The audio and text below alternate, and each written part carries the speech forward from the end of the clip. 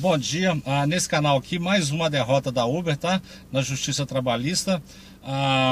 Tribunal Regional do Trabalho, 15ª Região. Veja bem, são 30 páginas a sentença do juiz. 30 laudas só da decisão aqui, da sentença desse juiz aqui. Tem que grifar e registrar o nome dele aí. É o Dr. Bruno da Costa Rodrigues, tá? O autor desse processo aqui é Junar Francisco de Abreu. Então o valor da causa R$100 mil. O valor da causa R$100 mil. Então eu vou colocar o número do processo aí, vou colocar o número do meu WhatsApp aí. Quem for entrar com o processo, a solicitação de vínculo empregatício contra a Uber, é imperativo, afirmativo, tá? Ou seja, tem que ser feito a anexação desse processo, dessa sentença, no seu processo aí. Então é só me chamar no WhatsApp aí que eu vou passar aqui a sentença na íntegra, tá? Então vamos lá. Ele desqualificou aqui, ele simplesmente destruiu a Uber aqui nessa sentença dele.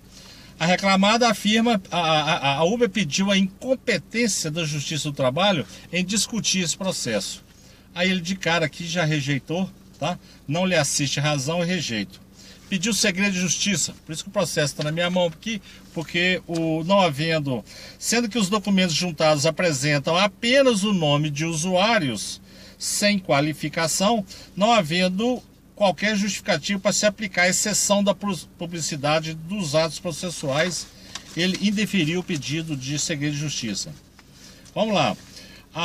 Ele usou aqui os documentos da Uber para desqualificar os argumentos dela. Considerando que vivemos um tempo em que o óbvio precisa ser reafirmado, a tese de que a Uber é apenas uma plataforma digital e não presta serviço de transportes é desrespeitosa e subestima a inteligência humana. Quer dizer, é só ingênuos, né, para acreditar nessa mentirada da Uber aqui. Em face disso, inicio minha argumentação propondo a qualquer pessoa um exercício prosaico e revelador. Faça a seguinte pergunta a qualquer grupo de pessoas em qualquer evento social do cotidiano. Então tá na recepção de um casamento lá, aí ele pergunta o seguinte: alguém veio de Uber? Continuando com a mesma proposta de um hipotético teste no mesmo grupo de pessoas ou em grupo diverso, faça agora a seguinte pergunta: alguém veio de plataforma digital? Porque esses idiotas ficam falando lá que eles são plataforma digital, que eles não transportam passageiro. A indagação parece ridícula e de fato é, porém custa acreditar que em um ambiente real e não virtual, alguma pessoa tenha se deslocado a qualquer local por meio de uma plataforma digital. Talvez seja crível sustentar que personagens de ambientes virtuais decorrentes de relações conectadas pela alta tecnologia, como por exemplo em jogos de videogame, tenham se deslocado a outros pontos ou até outros mundos usando uma plataforma digital ou estruturas digitais semelhantes. Contudo, não é possível, pelo menos no limitado conhecimento desse magistrado, o deslocamento de matéria exclusivamente por meios digitais, sem que utilize alguma estrutura de matéria também real. Então ele está fazendo uma chacota aqui, né? Que, enfim. Do mesmo modo, indaga-se sobre o motivo de qualquer pessoa se cadastrar na Uber como usuário.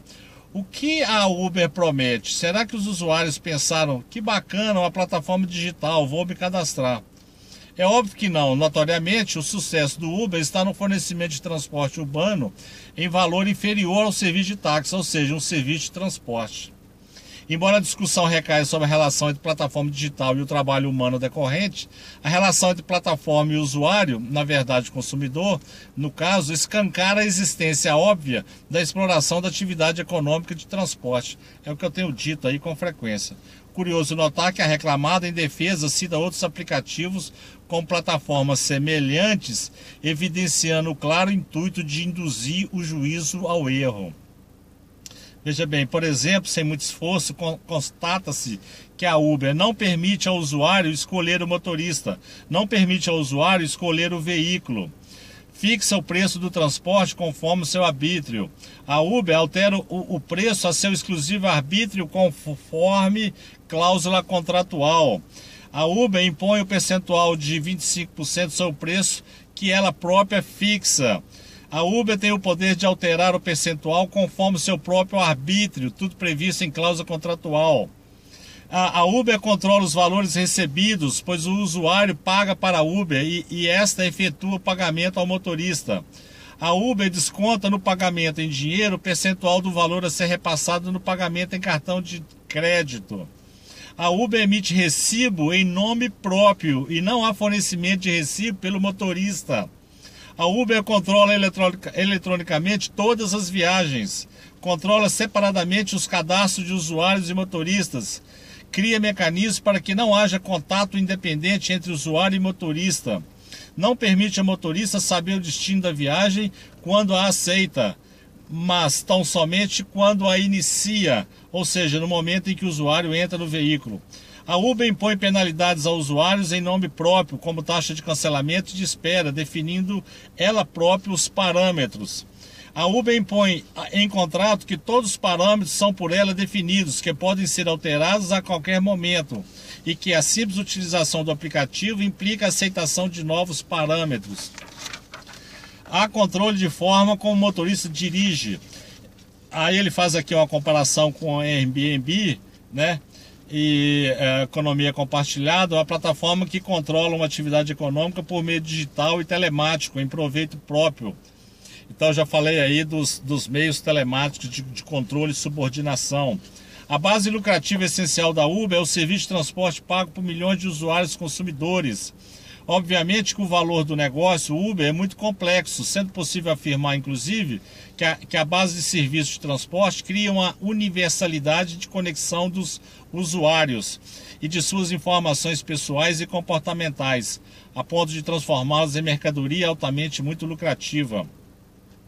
Causa espécie ou causa espanto, né? Portanto, a insistência da Uber em frisar em seus documentos, com destaques e a todo momento, que não presta serviço de transporte, visando nitidamente um efeito jurídico pela negativa reiterada da realidade, como se a mera inclusão de uma informação em documento tivesse o condão de transformar a natureza. Quer dizer, ela escreve um monte de bobajada lá e quer que todo mundo acredite nisso. E ela ainda grifa e bota em letras garrafais. Seria o mesmo que admitir juridicamente como verdadeira uma fábula somente por estar consignada diversas vezes em letras garrafais em um documento de adesão. Analisar os fatos partindo da premissa de que o contrato social e os termos de condições estipulam que a Uber seria apenas uma empresa de tecnologia e que não explora o serviço de transporte. Seria o mesmo, por exemplo, que consignar expressamente em um contrato que uma onça é um gato doméstico e que, no caso de acidente, sustentar que o recebedor da onça aceitou, mediante assinatura do contrato e boa-fé, que se tratava de um gato doméstico. É a questão da pós-verdade lá, né? De você dizer aquilo que você não é. O exemplo parece infantil, mas é como dito anteriormente, vivemos um tempo que o óbvio precisa ser enfatizado. Então, a Uber, na verdade, quer o melhor dos mundos ao afirmar não ser uma empresa de transporte. Quer escapar da regulamentação dos transportes, escapar da regulamentação trabalhista, escapar da regulação tributária, escapar da regulamentação previdenciária. Por isso, sequer trata o motorista como autônomo e escapar da regulamentação consumerista. É como se fosse possível criar um estado de exceção ou exceção de estado para o Uber atuar, ou seja, a Uber fica acima da lei, né? Não respeita ninguém. Curiosamente, o vídeo já deu 9 minutos. As novas tecnologias criam denominações novas e possibilidades infinitas de controle. Então aqui, ao estudar o tema, sobretudo analisar regras impostas pela Uber, causou espécie a esse magistrado a enorme intensidade de controle que a Uber impõe sobre o motorista. Então ele vem falando do controle aqui, fez um extenso trabalho sobre controle, tá? Que não se trata, portanto, de mera adesão de um trabalhador motorista autônomo a uma plataforma digital, mas de uma admissão conforme diversos critérios objetivos e também discricionários definidos pela Uber. Então, a motorista não define preço, recibo emitido em nome da Uber. A ingerência da Uber na forma como o motorista gere seus ganhos é quase absoluta. Logo, não se mostra concebível inferir qualquer autonomia em relação em que o autônomo, em regra, não pode contatar seu cliente. Quer dizer, se ele é autônomo, né, se o motorista é autônomo, ele não pode nem falar com o cliente dele, porque a Uber não deixa. Quer dizer, é uma mentirada, uma baboseira que não tem tamanho. Eu já vou pular lá para o final, porque senão o tempo vai extrapolar demais e ficou muito longo aqui. Mas é só para finalizar aqui no final, né, o que ele foi colocando aqui é o seguinte: como amplamente explanado, a subordinação jurídica é patente pelo total controle da empresa na forma como o serviço é prestado. Quanto à remuneração, então aqui, ó, arbitra o salário médio do autor em R$ 2.287,60. Ele fez umas contas aqui e achou esse valor aqui. Assim, reconheça o vínculo de emprego entre a reclamante e a Uber no período de 20 de 1 de 2007 a 13 de 6 de 2017. 20 de 1 de 2017 a 13 de 6 de 2017, já considerando a projeção do aviso prévio 30 dias na função do motorista de aplicativo, com extinção contratual sem justa causa por iniciativa da empresa, remuneração por produção e média salarial de R$ 2.287. Portanto, diante do evidente e grave dano à dignidade, aqui o danos morais, tá? Que o motorista pediu danos morais, de seu porte econômico, bem como o aspecto social da conduta antijurídica, condena a Uber a pagar ao reclamante danos morais que arbitram em R$ 10.000. Com efeito, na base da jornada e média salarial arbitradas, condena a reclamada no pagamento do adicional de horas extras, tá, em relação às horas excedentes a 8ª diária ou a 44ª semanal. Justiça gratuita, deu justiça gratuita aqui para o motorista, tá? Então, ficou aqui muito longo, tá? Juiz do trabalho, Bruno da Costa Rodrigues.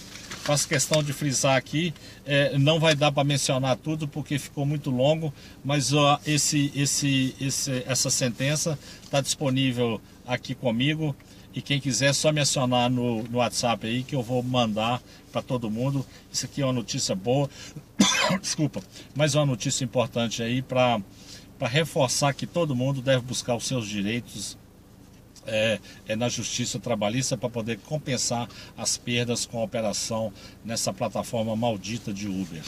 Tenha um bom final de semana. Se você gostou, deixe seu like. Se puder, inscreva-se no meu canal. Boa tarde.